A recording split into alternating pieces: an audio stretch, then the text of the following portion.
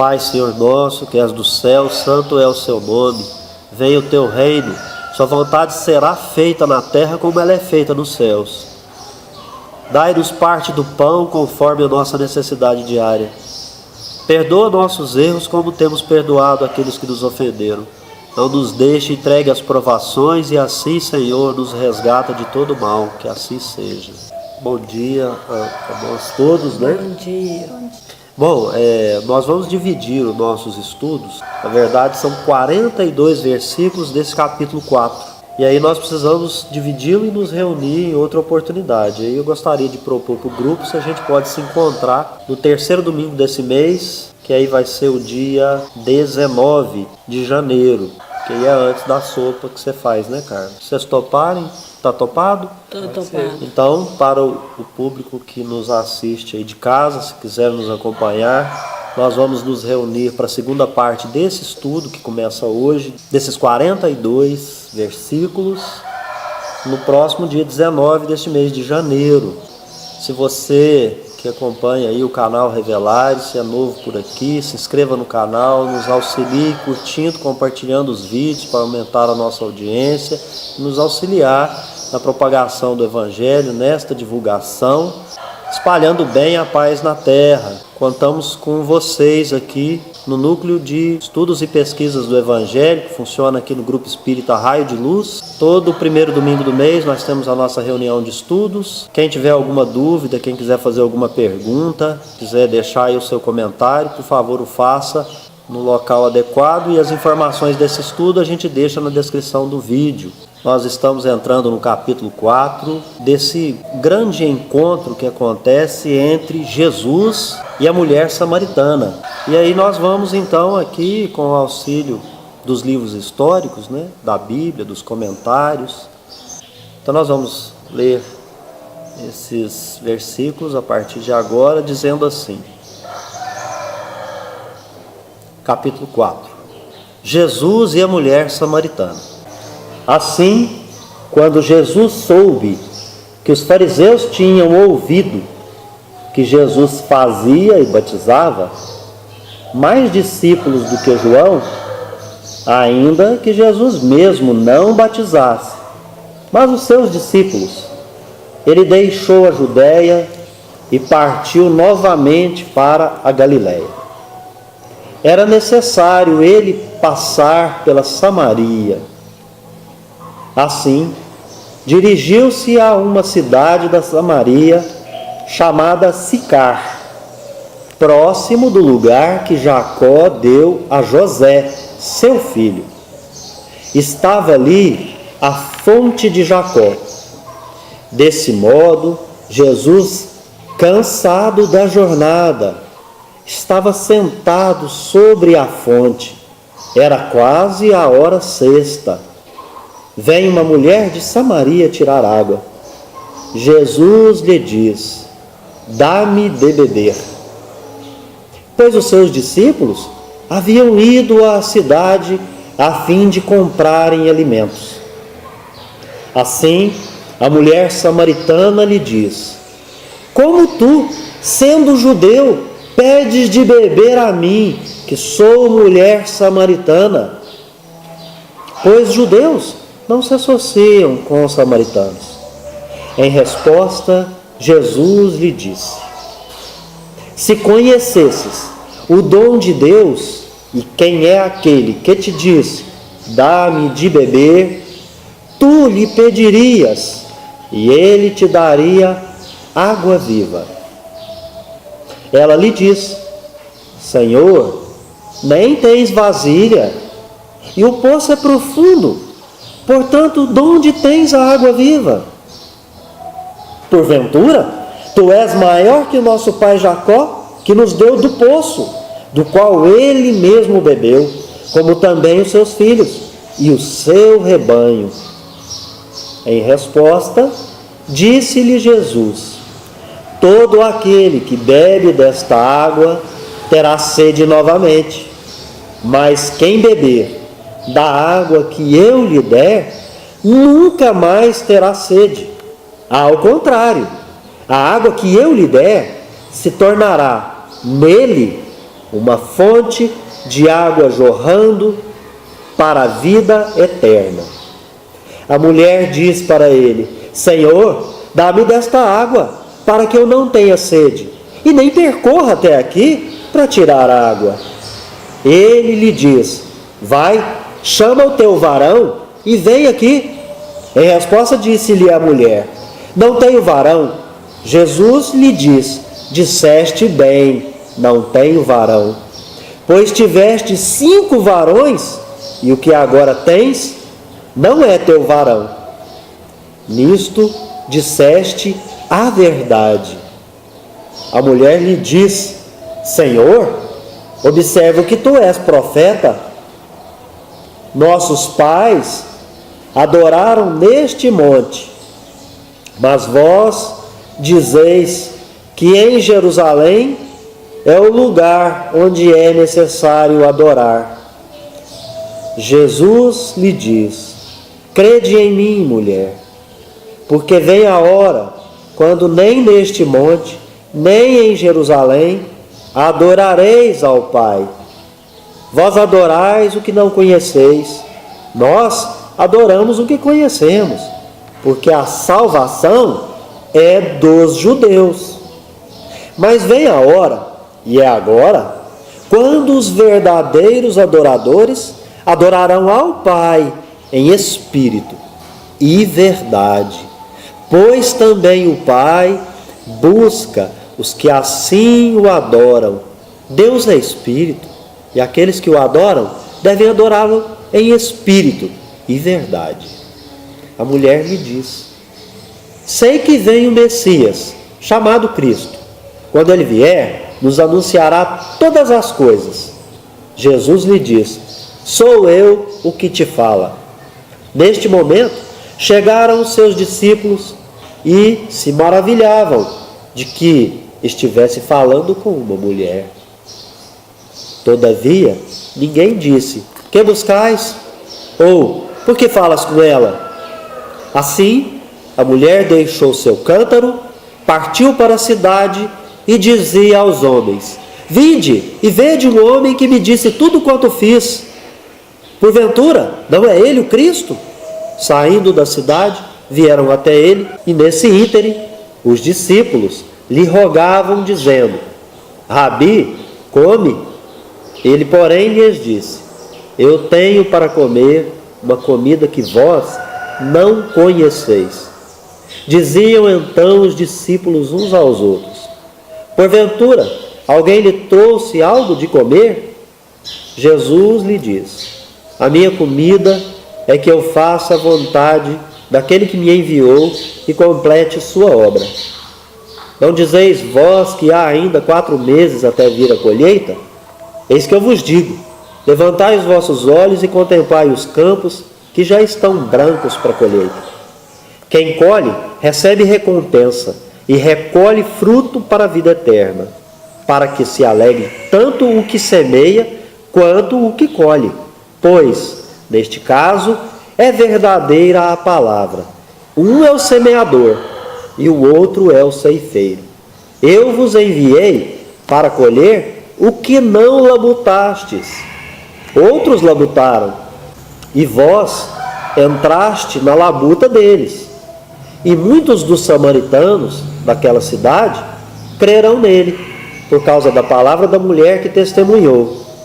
Ele me disse todas as coisas que fiz. Os samaritanos então vieram até ele, rogando-lhe para permanecer com eles. Ele permaneceu ali 2 dias. Muitos creram por causa da sua palavra. Diziam à mulher: Não mais por causa da tua fala, cremos por nós mesmos, pois ouvimos e sabemos que é verdadeiramente o Salvador do mundo. Eu trouxe um conjunto de slides para a gente começar a conversar. Está lá naquela lousa lá. Varão naquela época era esposo? Esposo, marido. Que era carrasco? Não, varão e varoa são 2 expressões utilizadas para explicar a esposa e o esposo, é sinônimo. A primeira parte nós vamos falar sobre o ministério do batismo, que é um tema que está recorrente aí, que é preciso fazer algumas explicações. Depois nós vamos comentar a respeito dessa vontade de Jesus, um judeu, passar pela Samaria para encontrar com os samaritanos. E depois nós vamos relembrar que Jesus não dá muito bola para as diferenças religiosas que a mulher propõe no seu discurso. A gente vai procurar falar pelo menos 16 versículos aqui nesse encontro. Nós vamos lembrar que o Evangelho de João se inicia também tratando de um precursor que é João Batista. João Batista batizava e ele preparava para a chegada daquele indivíduo, o qual ele mesmo diz que não poderia nem amarrar as suas sandálias, né?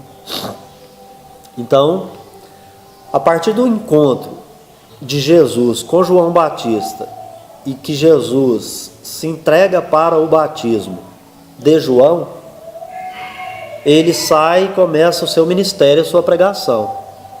E ele também, junto com os seus discípulos, passa a receber outras pessoas que vêm procurá-lo, também com o pedido de batizar.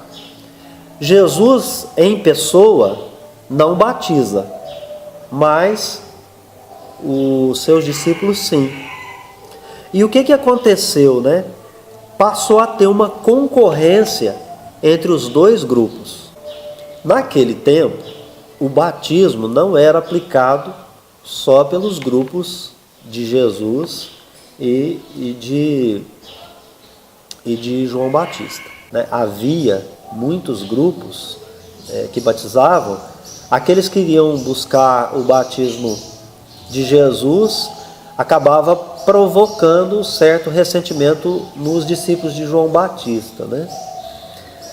E por isso acabava que, tendo essa concorrência, né, poderia criar ali entre eles algum sentimento de discórdia. O que Jesus não queria era criar qualquer tipo de polêmica com qualquer pessoa que seja, principalmente com João Batista, a não ser aquelas polêmicas que deveriam ser criadas na divulgação do Evangelho.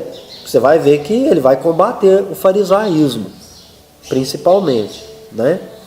Mas com João Batista ele não queria essa polêmica. Então, esse anúncio que é feito aqui no Evangelho, contando que era necessário que Jesus passasse na Samaria, e fala assim, ele deixou a Judéia, ele deixa a Judéia primeiro para acabar com essa questão dos ressentimentos ali.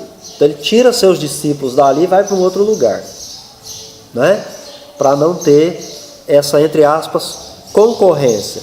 Porque a oferta que tanto João Batista fazia como a que Jesus fazia era muito diferente dos outros que ali batizavam. Por quê? Oferecia a mesma ideia do mergulho na água.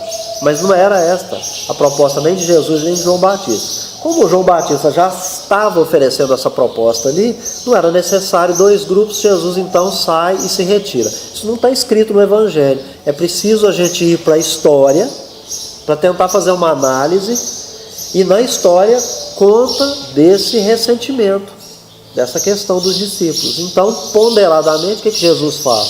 Se retira.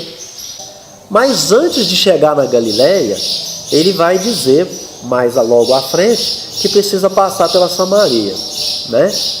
Agora, um detalhe que também é histórico é os fariseus como encaravam Jesus e João Batista. Eles, na verdade, tinham muitas reservas e muitas críticas desses dois grupos.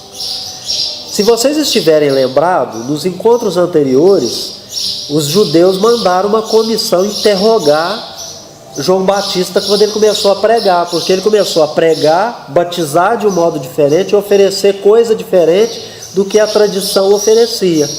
Então, como ele começou com algo extremamente distinto daquela cultura, eles mandaram aquela polícia judiciária do Sinédrio para interrogar efetivamente João Batista. E a pergunta era: você é o Cristo? Você é o Messias?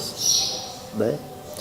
Então eles já encaravam de uma maneira crítica, porque eles não estavam meio que compreendendo. E na verdade, até hoje, o judaísmo tem dificuldade em aceitar Jesus na condição de Cristo e de Messias. Jesus então abandonou a Judéia, mas então ele vai dizer: era preciso passar pela Samaria.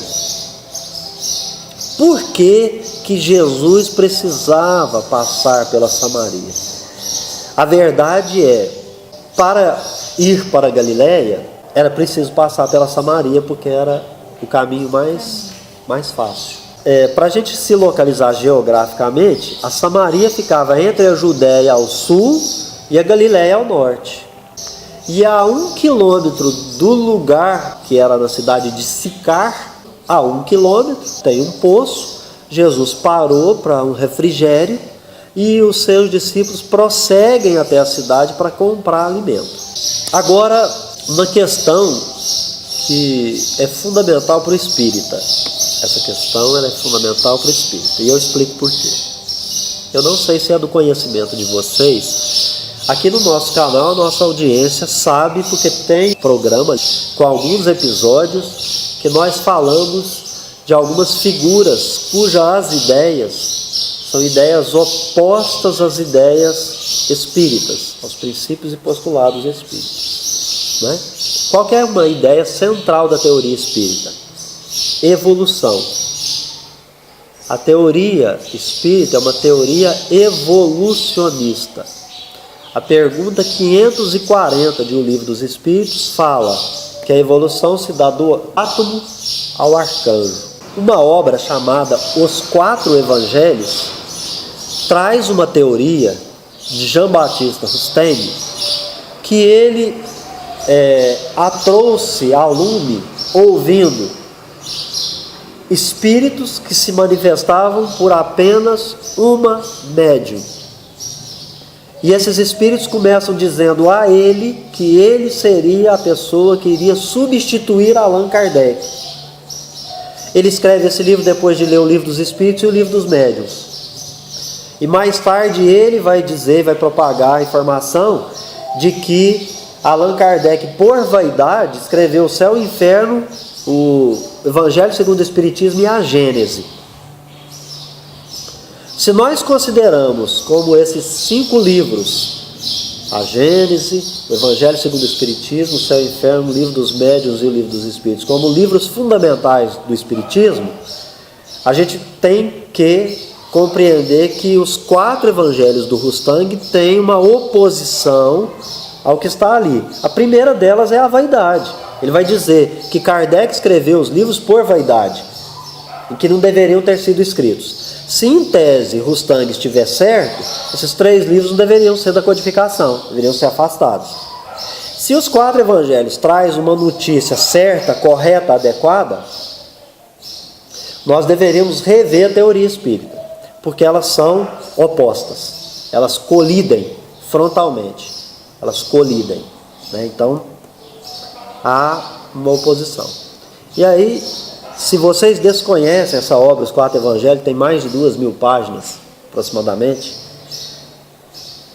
e ali, dentre outras coisas, o Rustem fala que Jesus não tinha corpo de carne, que ele passou a sua encarnação inteira, de criança até ser crucificado, numa situação em que o corpo dele era algo que ele entrava no templo e deixava como se fosse uma capa pendurada dentro do templo, mas que ele não se encarnou na terra, ele não teve corpo de carne. O próprio Rustem fala no prefácio dessa obra, Os Quatro Evangelhos, que ele leu o Evangelho, leu a Bíblia, todas as obras que estavam ali à disposição, e ele falou assim que algumas questões ficaram sem respostas. E que lá nos 4 evangelhos, ele então iria dar todas essas respostas. E chamou os 4 evangelhos de revelação da revelação. Então nós temos Moisés, Jesus, o Espiritismo e Rustem, porque ele chama assim. Veja, nós entendemos, de acordo com o que está no Evangelho segundo o Espiritismo, que existem 3 revelações. Uma na pessoa de Moisés, em torno daquela pessoa, a outra em torno da pessoa de Jesus, e a terceira em torno da pessoa de ninguém, que é de um coletivo de espíritos superiores que trazem o ensino dos espíritos para reunir todos os elementos que estavam esparsos desde a vinda de Jesus até aquele momento, reunir num só lugar para que a gente lá pudesse buscar as informações. Então eu disse isso tudo só para lembrar que nessa passagem dos versículos 4 a 9, em que Jesus diz: era preciso passar da Samaria. Se você imagina como você, um ser humano, atravessando o deserto a pé, saindo de um lugar para ir para outro muito longe, você estará cansado, com sede e com fome. João vai dizer que Jesus está cansado, porque ele parou para se refrigerar, ele nem seguiu para a cidade, está com sede porque ele quer beber água. Os discípulos foram comprar comida e quando chega fala: mestre, come. Então Jesus, nesse conjunto de 42 versículos, está mostrando para nós a sua humanidade genuína. Jesus foi um ser humano encarnado em corpo físico, esteve na matéria. Jean Batista Rustem está totalmente equivocado, e quem segue o Rustem também, sinto dizer isso, mas meu compromisso é com a verdade, com o caminho e com a vida que é Jesus. Então estou enfatizando a verdade porque Jesus é a verdade, e ele não tripudiou de ninguém quando diz: eu vim cumprir a lei e não destruí-la. Então ele não poderia ser um mentiroso. Então a moral de Jesus dos evangelhos, do nosso cânone, que segundo Kardec no Evangelho, segundo o Espiritismo, né, é a única que não cabe discussão por religião nenhuma. Jesus, então, ele mostra que ele é um ser humano genuíno. Ele estava fazendo um trabalho dizendo assim: Carlos, é possível você fazer o trabalho que eu faço. Vai cansar, vai dar calo no pé, você vai ter sede, vai ter fome, vai ter cansaço extremo. Mas ele também, nesse conjunto de versículos, vai dizer por que nada disso vai fazer com que você se abstenha de realizar o teu trabalho, aquele que você se propôs, né? Então aqui eu penso, nós vamos perceber que Jesus tem traço de ser humano. Então não tem essa coisa de Jesus foi um agênere, que é essa a questão que o Rustem propõe, né? Porque o agênere, segundo o que Kardec ensina lá no livro dos médiuns, ele não consegue manter a forma física por muito tempo. E é interessante, porque esse comentarista aqui, ó, que não é espírita, ele é o F.F. Bruce, que a gente usa para os comentários que a gente também faz aqui, né? Ele fala assim: Jesus não se trata de um viajante indiferente a outras esferas, intocado por nossas fraquezas comuns. E às vezes, né, a gente deixa passar uma palavra dessa, porque nós como espíritas não acreditamos como dogma que há pluralidade de existências, que há pluralidade de mundos e que esses mundos são habitados. Esses mundos não são esferas. Esse comentarista, que não é espírita, ele diz que Jesus não é um viajante que vem de uma outra esfera e que não está nem aí para a nossa, que ele se penaliza, que ele se apieda das nossas fraquezas comuns. Então ele se encarna e ele experimenta, mesmo sendo ele o Messias, o Cristo, tendo aquela hierarquia espiritual, né, ele vem e participa de todas as nossas vicissitudes, ou seja, todos os nossos problemas que a gente tem na Terra. Ele participou de todos, ele experimentou todos, né? Ele sentiu fome, ele cansou, ele sentiu sede, E aqui a gente chega então numa outra questão, né? Qual que é a outra questão? O encontro de Jesus acontece diante de um poço, e isso tem uma importância fenomenal. Você vai dizer por quê?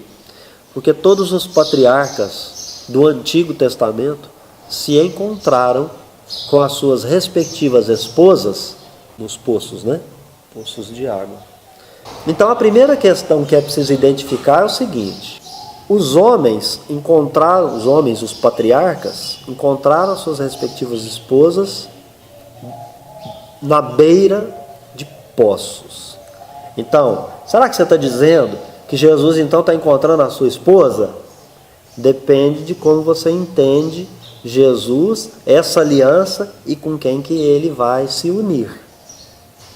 Porque o Novo Testamento é a nova aliança. O Antigo Testamento é a velha, antiga aliança.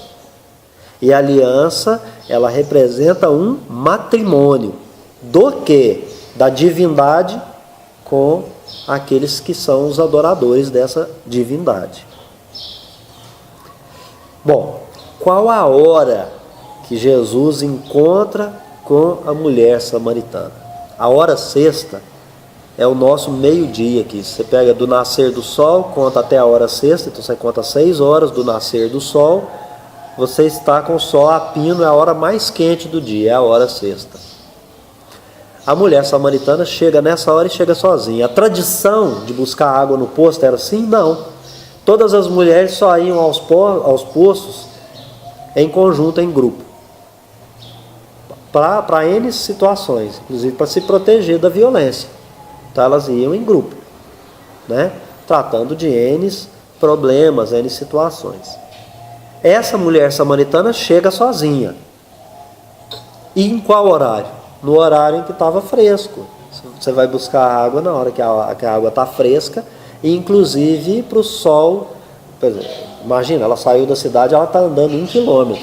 Ela vai colocar aquele cântaro cheio d'água e vai voltar com ele cheio. Então, teoricamente, nós vamos ter aí uma pessoa que iria, não no meio-dia, no horário mais quente, iria em grupo, né? E iria no horário ali onde a água também estaria bem mais fresca para se beber, né? Enfim, mas ela chega sozinha. Então, aqui, os comentaristas e a tradição vai buscar um comentário acerca disso.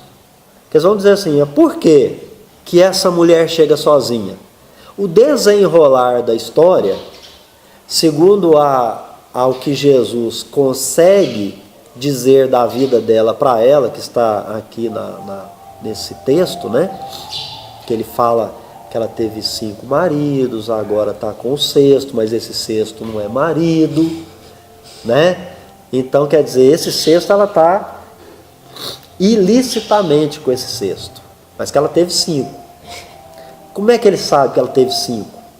Por que ela teve 5? E por que ela está chegando sozinha? Aí os comentaristas especulam a vida dessa mulher. Se era uma vida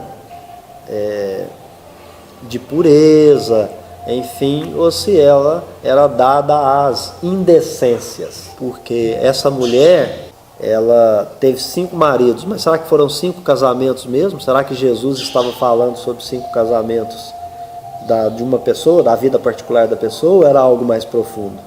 Então está aqui também, nós vamos procurar saber disso, né? Jesus também está só, vocês precisam lembrar disso, Jesus está sozinho com ela, porque os discípulos foram comprar alimentos. Então a conversa é assim, ele fala: mulher, dê-me de beber. E ela fica surpresa. Por que a surpresa? Porque ela é samaritana e ele é judeu. A segunda coisa da surpresa vai ser demonstrada pelos discípulos quando chegam e veem os dois conversando. Para os discípulos, Jesus é um sábio. E para aquela cultura da época, para a tradição, os homens não falavam, os sábios não falavam com as mulheres, principalmente as da sua própria cultura, porque entendiam que era perda de tempo. Agora, com relação a uma mulher samaritana, os próprios judeus já colocavam essa mulher como perpetuamente impura. Falar com ela era contaminar-se. E aí necessitaria de vários rituais para a purificação, né?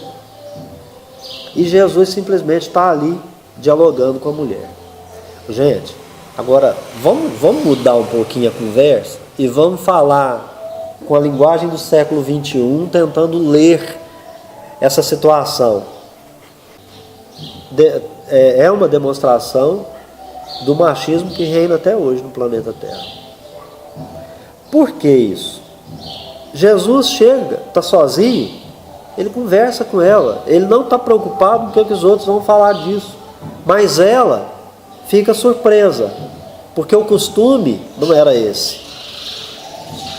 O costume não era esse.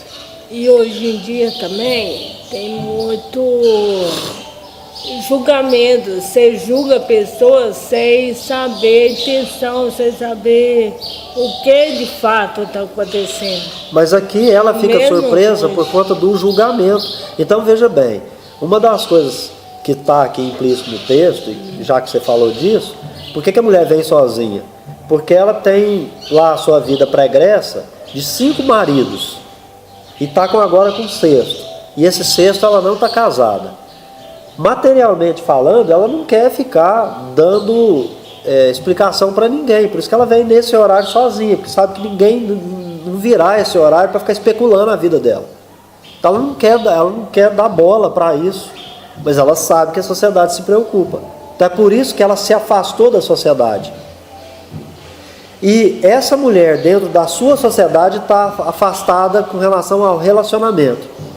E os samaritanos, como grupo, estão afastados do outro grupo, que é os judeus. E na realidade, são 12 tribos de irmãos, que tem Jacó como o patriarca que liga essas 12 tribos. Mas os judeus já começam a dizer que os samaritanos são impuros, que é uma raça mista, que não é uma raça pura, né? Não manteve a tradição, enfim, uma série de outras coisas. E a questão religiosa também, né? Porque os samaritanos tinham muito sincretismo religioso e por isso eles também se afastaram, né? Nós vamos perceber aqui que uma das questões aqui é que Jesus vai tratar do sincretismo religioso e vai usar a vida pessoal da samaritana para isso. Mas nós vamos chegar lá mais tarde. Então aqui o diálogo se desenvolve de um espírito que se encarna fisicamente na terra e ele destoa da tradição e do costume do lugar. Ele não é machista. Jesus conversa sozinho com a samaritana. E vocês vão perceber que no diálogo dos dois, ela vai dizer para ele assim: não tenho marido. Ele fala assim: vai, traz o seu varão para que vocês possam então pegar essa água viva. E ela fala para ele assim: não tenho varão. Ele fala: disse o bem. Então ele falou para trazer o varão, que sabe que ela não tem. E aí ele fala da vida dela. Mas ele está falando da vida dela, ele está falando do sincretismo religioso. Essa é uma questão. Nós vamos chegar lá, vou contar a história para vocês, mas não vai ser nesse episódio, tem que assistir o próximo. Então ali, Jesus, ele sem vasilha, vai precisar usar de quem? Ele está pedindo para água de beber, ele tem que usar a vasilha da mulher, não é? Olha o que aconteceu. Pela tradição, Jesus, se usar o mesmo copo do outro, ele está impuro. Mas só de conversar com a mulher samaritana, ele já estaria impuro, porque ela é perpetuamente impura.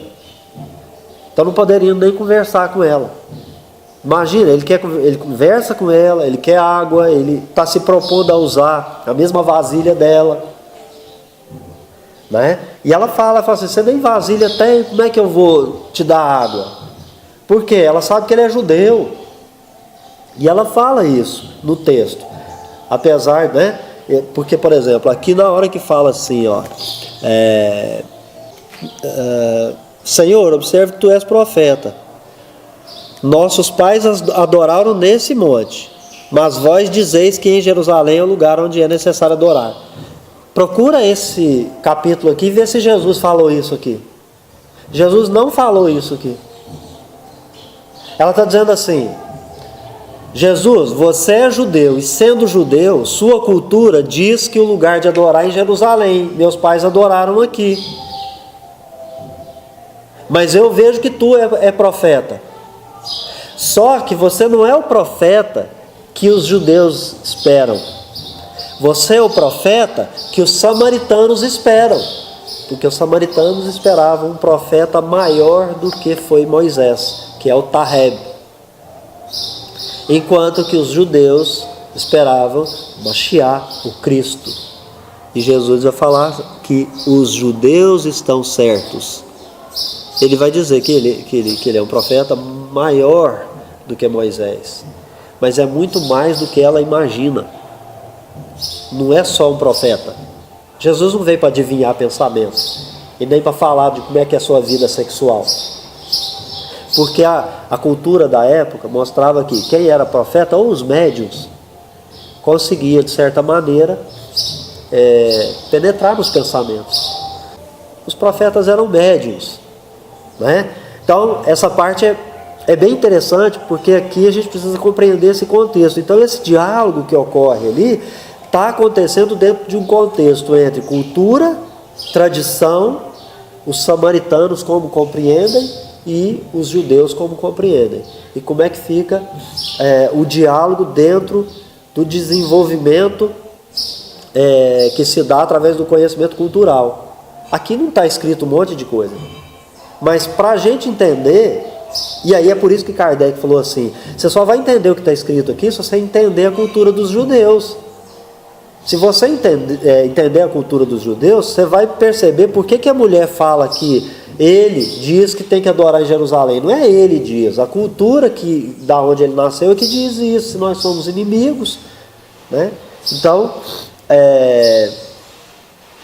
tinha o problema dos rituais de purificação, e os judeus eram muito criteriosos. Então você imagina, eles não iriam usar a vasilha e muito menos conversar com a pessoa. Então, seguindo, se a gente entendeu a conversa, a mulher chama Jesus para conversar sobre as diferenças religiosas entre os judeus e entre os samaritanos, nos versículos 10 a 16. Jesus muda o assunto. Tipo assim, ele não vem aqui para falar das convicções judaicas, nem das convicções samaritanas. Eu sou judeu, você é samaritana. E aí, uma coisa que também não está escrita aqui, né? Jesus diz assim, né? Bem em minha cara. Ele fala assim: e daí? E daí? Se você é espírita e eu sou evangélico. Então ele pega o assunto e muda 180 graus. E aí ele vai dizer, né, no 10, né? Se conhecesses o dom de Deus, gente, então é assim: o que adianta você ter religião se você não conhece o dom de Deus? Se essa religião não muda 1 milímetro sequer na sua compreensão do dom de Deus. E você vê que Deus é soberanamente bom, justo e age com equilíbrio. Sempre que vai atuar em relação às criaturas, Deus não pede conta de nada. É amor, misericórdia. Você erra, Ele permite você reencarnar. Talvez você não está adequado para aquele planeta, Ele tem outro para você ir e se ter afinidades, né, com os espíritos da sua mesma categoria. Então ele diz assim, né? Se conhecesses o dom de Deus, e quem é aquele que te diz, né? Eu estou conversando com você, Carlos, com você, Cleusa, com você, Ana, mas eu não sei quem é você. E todo dia nós estamos conversando com todas e quaisquer pessoas e a gente sequer sabe quem são. E o Espiritismo nos ajuda tanto a perceber isso, porque quem é o espírito que está encarnado nessa criatura na minha frente? Eu não sei quem é você, Cleusa. Eu não sei qual a envergadura espiritual para você estar aqui ostentando uma situação que talvez para qualquer um de nós fosse difícil. Então, alguém chega para você e fala, é castigo. E se for prova? Se você falou assim, eu quero experimentar, quero saber como é, quero avançar um degrau. Aí ela vai dizer assim, e quem é aquele que te diz, dá-me de beber? Tu lhe pedirias, e ele te daria água viva. Água viva no sentido de água que flui, que corre, água corrente, não parada. E aí Jesus usa essa metáfora da água viva. A água viva aqui, ela vai ter um símbolo. E é o mesmo símbolo que Jesus utilizou também aqui no seu encontro com Nicodemos. Vocês lembram que Jesus encontrou com Nicodemos? E Nicodemos perguntou para ele sobre essa questão do como é que eu vou nascer de novo. Ela responde então, né? Você nem tem vasilha, senhor. O poço é profundo. Onde que você vai achar essa água viva? O pensamento dela é físico, é material. Ela não conversou com Jesus no plano que Jesus está, sendo que Jesus já deu a dica para ela. Ele falou assim, se você conhecesse o dom de Deus, Jesus então está falando com ela em um discurso todo espiritual, e ela está falando em um discurso todo material, do mesmo jeito que Nicodemos. Eles não conseguem interpretar o discurso de Jesus. E Jesus, né? Então ela continua, né? Então, de onde tens a água viva? Onde que está essa água viva? Ali era um lugar que tinha muita água, mas não tinha essa água viva. Ela conhecia todos os poços do lugar, né? E aí ela pergunta assim, porventura, tu és maior que o nosso pai Jacó? Porque Jacó furou aquele poço profundo e que, segundo a lenda, ali ele alcançou um veio, uma água corrente.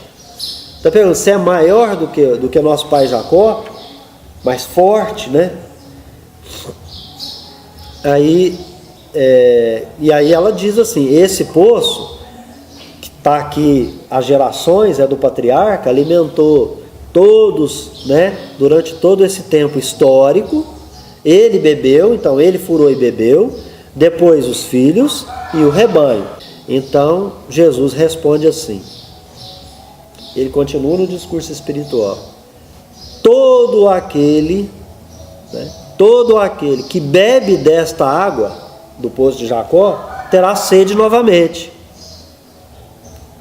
Mas quem beber da água que eu lhe der, nunca mais terá sede. Pelo contrário, a água que eu lhe der se tornará nele uma fonte de água jorrando para a vida eterna. Então, se a mulher soubesse quem é Jesus, ela pediria primeiro, mas ela não sabe. Agora, uma coisa é fato: todo o habitante do deserto tem a água como um presente de Deus, como uma dádiva. Então todos têm a água no deserto como uma dádiva, como um dom de Deus, que mata a sede, mas pararam por aí. Então, para quem mora no deserto, Deus se resume nesse presente da água. Só que Jesus está dizendo, é muito mais do que isso. Se você conhecesse o dom de Deus, tipo assim, se você soubesse as maravilhas que o Pai faz, que o Pai pode fazer, então você não ficaria só maravilhada com essa água que Ele está te dando aqui no deserto. Jesus então fala de um presente muito acima, muito maior do que a fonte mais pura que tiver na terra. Ele não está falando nada da terra. A água no Evangelho, né? A água está presente no sinal das bodas de Caná, capítulo 2, versículos 6 e seguintes. Está presente na conversa de Jesus com Nicodemos, no capítulo 3, versículo 5, e nesse diálogo com a samaritana. Em todas as vezes que Jesus tratou a água, Ele tratou ela como algo espiritual. Jesus, para Nicodemos, trouxe um símbolo, pegando a água e levando para Nicodemos. Qual que é o símbolo? Novo nascimento. E para a samaritana? Vida eterna. Vida eterna. porque todo aquele que bebe desta água terá sede novamente. Mas quem beber da água que eu lhe der nunca mais terá sede. Ao contrário, a água que eu lhe der se tornará nele uma fonte de água jorrando para a vida eterna. Que água é essa que Jesus está falando? Que quando eu tiver dentro de mim jorra e vai me trazer vida eterna. Eu não vou morrer jamais. Não vou morrer jamais. Mas Jesus não veio destruir a lei. O corpo de carne morre? Morre. Muita gente morreu, até Jesus morreu. Era disso que ele estava falando? Será que é a vida eterna do corpo físico? Claro que não. Não é possível que alguém não consegue sair disso, né? Pelo amor de Deus. Agora, nem Nicodemos, nem a samaritana entendeu, né, acerca desse símbolo que Jesus trouxe com a água, né? Na minha opinião, desculpa, Beto. Uhum. Na minha opinião aí, na época, que é a época de hoje também, que influencia tudo na época de hoje, que a água é o amor, que o amor que está faltando no mundo de hoje. Sem dúvida. O amor aí é o evangelho. Então, o que é o amor de Cristo? A religião vigente no cosmos. Então, por isso que no Pai Nosso, a vontade de Deus será feita na terra como ela já é feita no céu. A terra é inferior, o céu é superior. Nós estamos falando de altura. Nós estamos falando de lugar onde as pessoas já sabem do dom de Deus. Já sabem do que podem, como ser, realizar. Do que pode realizar em nome de Deus. E isso que dá alegria. Então, Jesus quer que cada um consiga beber dessa fonte dele, da água que ele dá. Então bebe um gole dessa fonte, ela entra. E aí ali dele ela brota e transforma numa fonte que jorra eternamente. Que é quando a gente tem a compreensão. Porque na verdade, qual que é a fonte que Jesus oferece? Conhecimento. Jesus tem o conhecimento que eu não tenho. Então ele oferece o quê? O conhecimento dele. Eu vou beber na fonte do conhecimento de Jesus. Então eu vou ter o mesmo conhecimento dele. A partir do momento que eu bebo dessa água, ela passa a jorrar em mim. Mas Jesus é todo o amor mesmo. Todo o trabalho de Jesus é amor. E o que falta na humanidade é amar um ao outro. E fazer o próximo que... Não, o perdão, ele não existe. Mas o perdão não é a última coisa. O perdão, ele é uma fase. A última coisa é, eu não te perdoo, viu, Ana? Não vou te perdoar. Sabe por quê? Porque eu não me considero ofendido. Está aí a chave. A chave é quando a gente não se considerar ofendido por ninguém. Porque a diferença de Jesus aqui, ele não se sente ofendido. Ele não se sente ofendido com o olhar inquisidor dos seus discípulos quando encontrar ele sozinho com aquela mulher samaritana e ele sendo um judeu, sendo um sábio e sendo um homem. Então é igual aquela coisa do Chico Xavier, que entrou um mendigo todo fedorento, para todo mundo ele estava fedendo, mas ele chegou no Chico, ele ficou cheiroso. É isso, é a água. O amor, né? Quer dizer, pegando, claro que nós não estamos comparando Jesus a Chico a Jesus, mas em tese, as pessoas mudavam pensamento, sentimento, corpo físico, a sua disposição mental e espiritual quando estava perto de Jesus. De certa maneira, isso acontecia com o Chico por conta do amor dele também. Então, os odores, eu não sei se vocês já estudaram em O Livro dos Espíritos, as sensações dos espíritos. Lá na Revista Espírita, de abril de 1859, fala do quadro da vida espírita, onde ali uma das coisas que Kardec, nas interrogações e nos estudos que vai procedendo naquele ensaio, ele vai perceber que uma das faculdades do espírito é deixar de sentir qualquer das sensações humanas. O espírito, se quiser, para de ver, de ouvir, de sentir o paladar. O espírito para de sentir. E, obviamente, dependendo da categoria que o espírito já atingiu, ele também consegue fazer o que Jesus fez e muito mais. Jesus, então, com o ensino todo espiritual, a mulher entende só a parte material, porque mesmo assim, Jesus falando com ela e ela partindo para a ideia de que esse cara é diferenciado. Esse cara é o profeta que nós estamos esperando. Ela já começa a sentir isso. Mas para ela só serve a parte material, porque ela quer essa água. Mas por quê?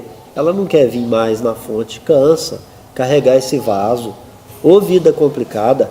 Se tiver essa água aí, eu dou um golinho para todo mundo, ninguém mais vai precisar beber e a gente para de trabalhar, vamos aposentar. Jesus estava oferecendo isso? Não estava. A água no Evangelho, né? O poço de Jacó simboliza a antiga ordem. Então Jesus fala assim, olha, essa água é boa, mas a que eu estou oferecendo é melhor.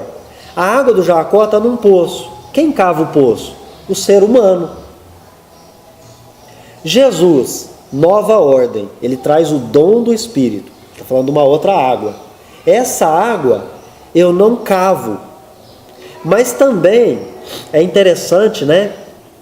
Porque Jeremias, lá no Antigo Testamento, no capítulo 2, versículo 3, ele fala assim, o Deus de Israel é o manancial, a fonte de águas vivas, essa água corrente. Então Deus é o manancial. Então veja, se eu cavo um poço para tirar água para eu beber, mas Deus é o manancial, é a fonte perene, eu preciso me encaminhar para Deus. E aqui é muito interessante porque nós podemos fazer algumas ilações, né? O Espiritismo nos ajuda tanto a raciocinar com a fé, né? O que é escavar o poço para procurar uma água do meu jeito? Aí vai depender o seguinte, se eu não importar com a água meio saloba, meio ali misturada com barrinho, eu furo pouco. Eu não procuro água viva, água corrente. Não são as religiões? Eu vou lá e procuro o Deus que eu quero, do jeito que eu quero, e pinto ele da forma que eu quero. Mas a fonte perene é Deus. E para eu chegar a Deus, eu tenho que abdicar de muita coisa. Então talvez a verdadeira religião, ela ainda não está na terra.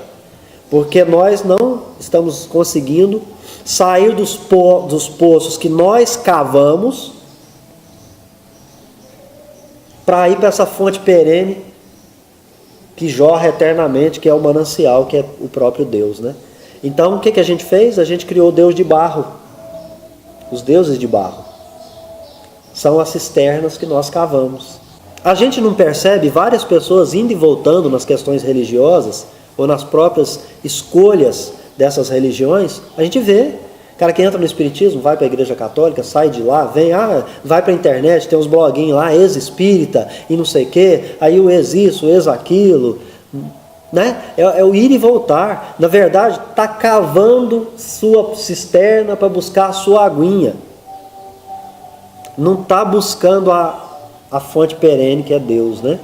E as respostas que a gente adquire quando a gente cava sem procurar a resposta em Deus, então a gente vai maquiando as respostas para dar certo com as nossas convicções e os nossos preconceitos, né? Porque uma dos ensinos mais importantes do Espiritismo, mas o ensino do Kardec, ele não tentava colocar as próprias ideias para poder manipular as informações.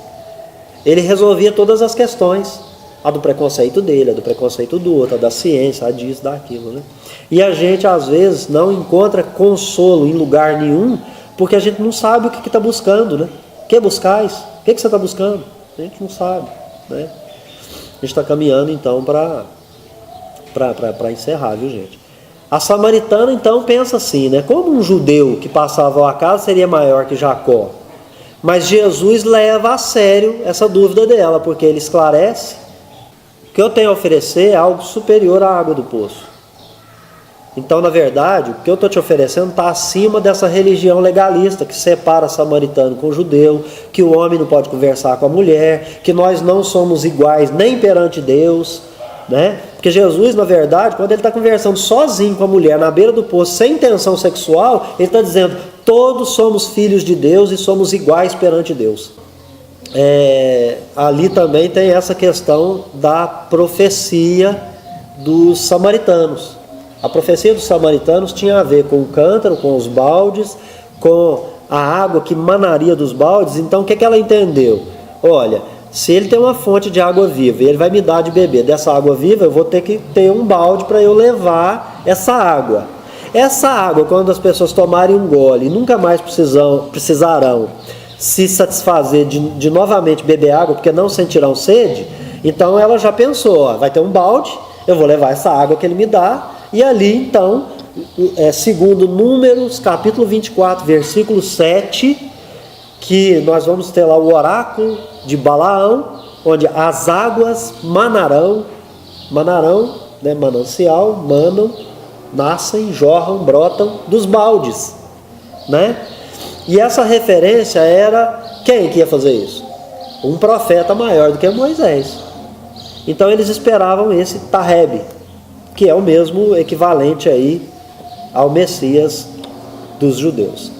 E Jesus então oferece para ela uma água que vai matar a sede para sempre, e ela ligou uma coisa na outra. Você falou, né? Ela já está entendendo que é um profeta. Me dá essa água, ela quer, isso ela quer, eu não quero voltar aqui mais.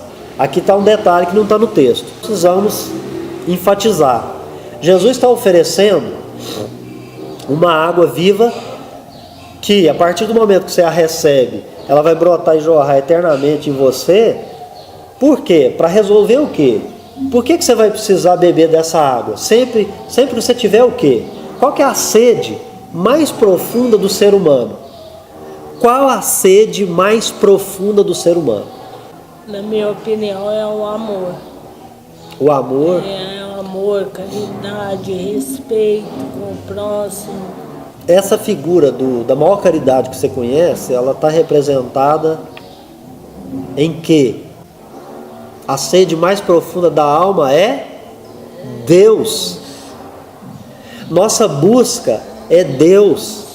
Paulo fala no Evangelho segundo o Espiritismo e também no Livro dos Espíritos que nós gravitamos de volta para Deus. Na verdade, nós saímos do Criador, criado como criatura para evoluir, mas nós estamos voltando para Deus.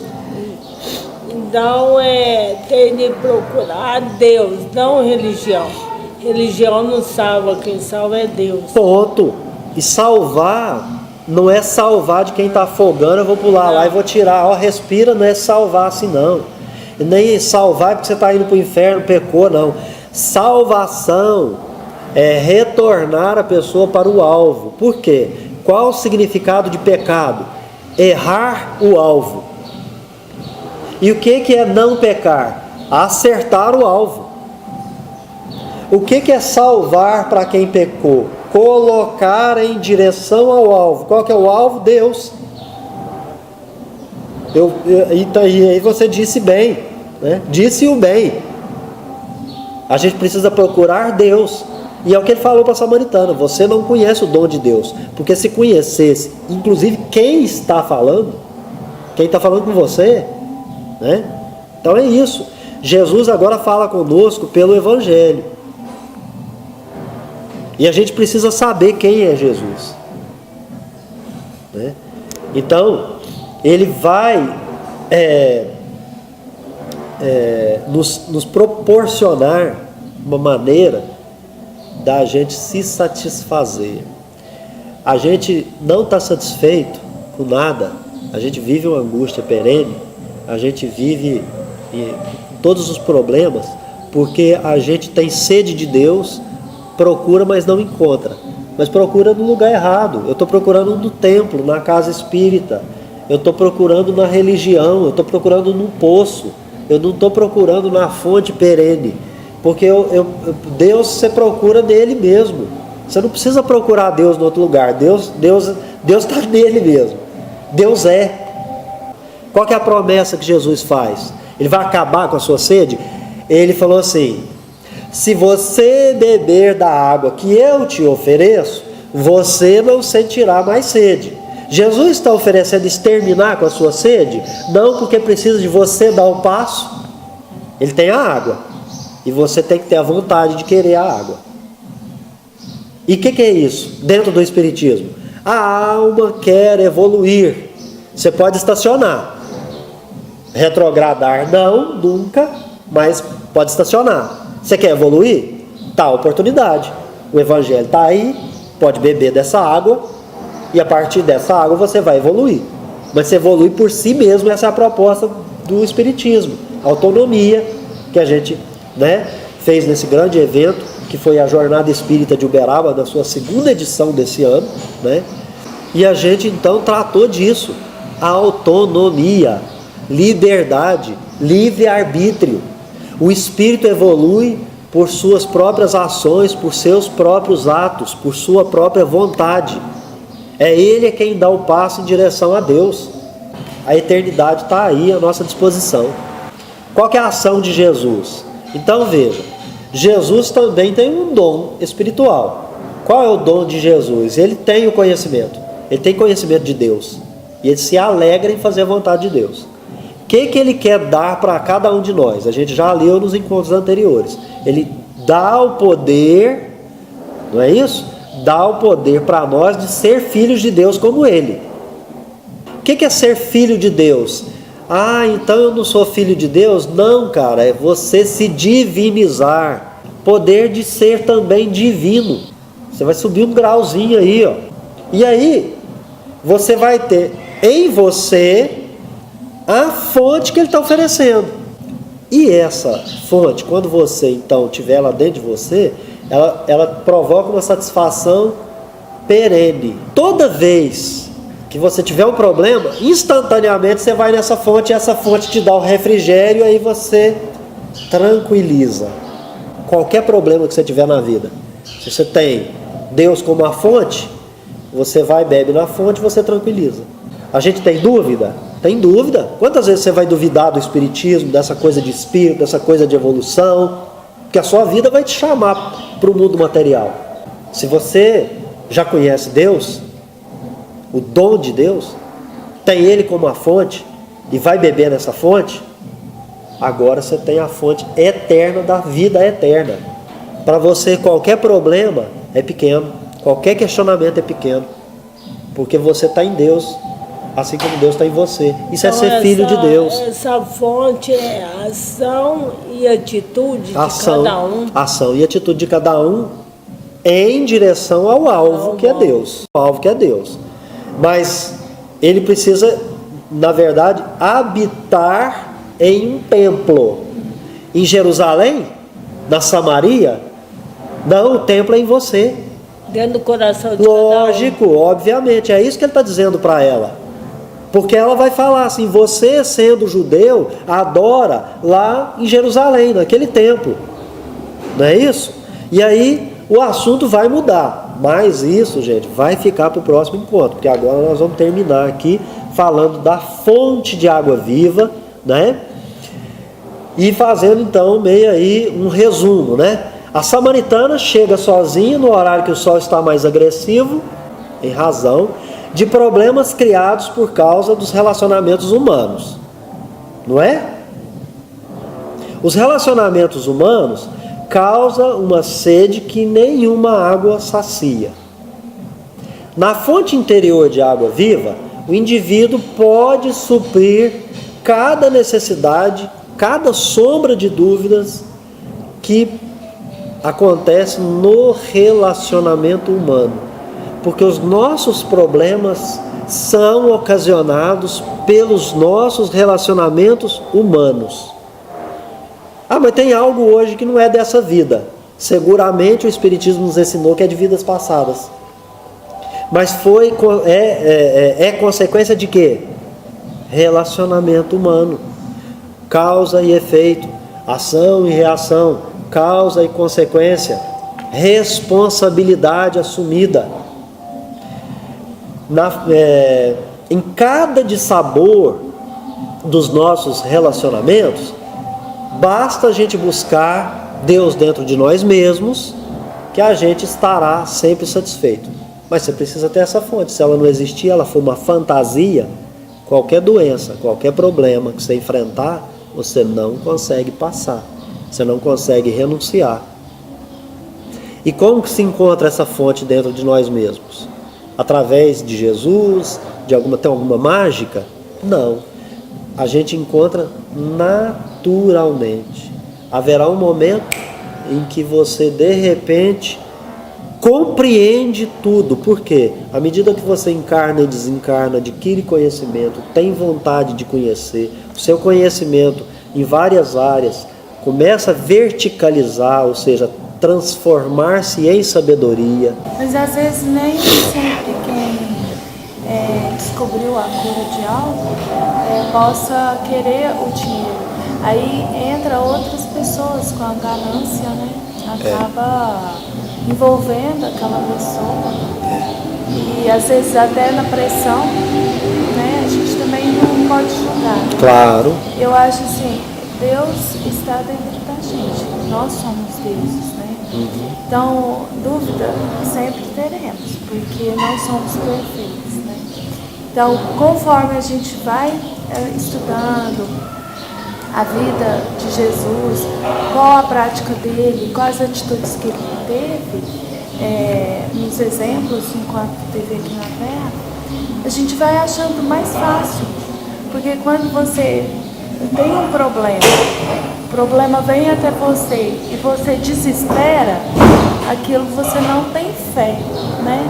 Aí quando você faz a sua parte, confia que aquilo vai se resolver de alguma forma, aí as coisas fluem melhor na vida da gente, né? Mas quando você não tem fé, não acredita e desespera, fica ansiosa, entra até em depressão, as coisas só vai piorando. Eu acho que para você entender que não adianta às vezes você ficar preocupando com aquele problema que você não vê solução. Então você entrega a Deus, confia no poder maior, que as coisas se resolvem da melhor forma. O que você acha? Não, eu concordo. Na verdade é assim, né? Assim, concordo em parte porque eu entendo sempre que na autonomia você não entrega nada para Deus. É claro que você tem coisas que ela precisa durar um tempo, mas não significa que você tem que ficar inerte, né? Por exemplo, quando eu digo assim, entrega na mão de Deus, você não vai deixar de se levantar da cama, de promover suas atividades, de buscar algo que te traga alegria, de se for uma doença, uma cura material. Se você tem convicção que pode ajudar com espiritualidade, o espiritualismo, ou enfim, dentro de qualquer situação, também não deixe de buscar para um panorama mental, tendo sempre o cuidado com toda e qualquer atividade. Então assim, não pode ficar inerte, tipo assim, entrega na mão do poder maior, porque a gente precisa sempre lembrar o seguinte: todos os problemas que enfrentamos são consequências de situações pretéritas. Nós temos tudo que afeta, que é o determinismo do corpo físico, mas nós temos também as questões em que envolve o lado espiritual. Então, o que não pode passar é a ideia assim, entrega e fica inerte, né? Eu acho assim, entrega, mas faça a sua parte. Fé em Deus, procura conversar com Deus e obter a resposta de Deus para você. Então isso é algo que não é fácil. Fazer um vídeo aqui falando disso é beleza, mas na hora que você tem um problema, fazer isso é duro, é difícil, é sofrível. Por quê? Porque às vezes aquilo que você acha que é bom para você, Deus discorda. E Ele vai só mandar para você, só te ajudar, te auxiliar naquilo que for bom para a sua evolução. Ele não vai te prejudicar, independente do seu querer, que às vezes a gente ainda não sabe querer. Porque a pergunta é essa: o que a gente busca? A gente está buscando o quê? Né? Então assim, concordo que Principalmente essas questões, né, das pessoas da primeira parte que você falou, né, que descobre alguma coisa, que quer auxiliar com o seu trabalho e que às vezes é impossibilitada pelos outros. O que precisa ficar claro é o seguinte: eu não posso me esconder no obstáculo que o outro coloca na minha frente se eu tenho condição de transpor esse obstáculo, porque senão aí eu estou escondendo a situação, né? E aí não é muito bom, né? Sentir alegria, porque é engraçado, né? Jesus sentia alegria em algumas coisas que talvez a gente não compreenda. Ele vai sentir uma alegria profunda quando terminar esse diálogo com a samaritana. Ele vai se sentir inclusive nutrido, né? A samaritana então ajuda a gente a compreender um pouco mais esse evangelho, o significado espiritual. E Jesus então, ele vai em dado momento mudar a conversa com a samaritana de novo. Jesus vai falar dos maridos, Jesus vai falar do varão que a mulher está agora, e ele vai falar da vida pessoal, da relação amorosa, da vida sexual, mas ele continua falando dentro de um discurso todo espiritual. No próximo episódio, a mulher samaritana não será mais aquela pessoa que você imagina que seja. Ela será a figura de toda a Samaria e para nós hoje no século 21 será a humanidade inteira. E ela então vai rogar para ele: Senhor, dá-me desta água para que eu não tenha sede, nem percorra até aqui para tirar água. Ela ainda está pensando materialmente. E Jesus então agora vai dizer a ela: vai, chama o teu varão e vem aqui. A gente já falou a resposta da mulher samaritana. Ela vai dizer: não tenho marido. Ela está achando que Jesus está flertando com ela.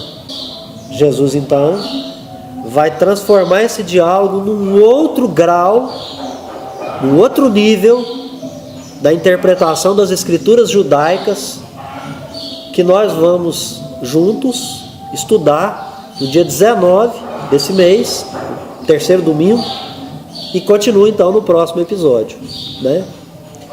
Se você é novo no canal, se inscreva, curta, compartilhe esse vídeo nas suas redes sociais, nos ajude a crescer, espalhar o bem e a paz na terra. Continuamos no próximo episódio. Pedir o Carlão então para fazer a oração para a gente encerrar, Carlão. Divino Mestre, Senhor Jesus, nós agradecemos pela oportunidade de estarmos aqui uma vez mais.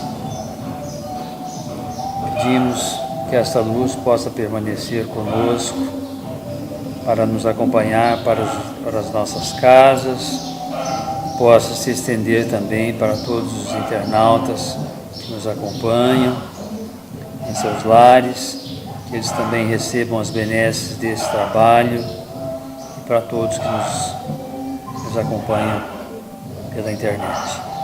Pedimos também que esta casa receba as benesses desse estudo, que essa luz esteja conosco no próximo encontro e durante todo o ano de 2020. Que assim seja.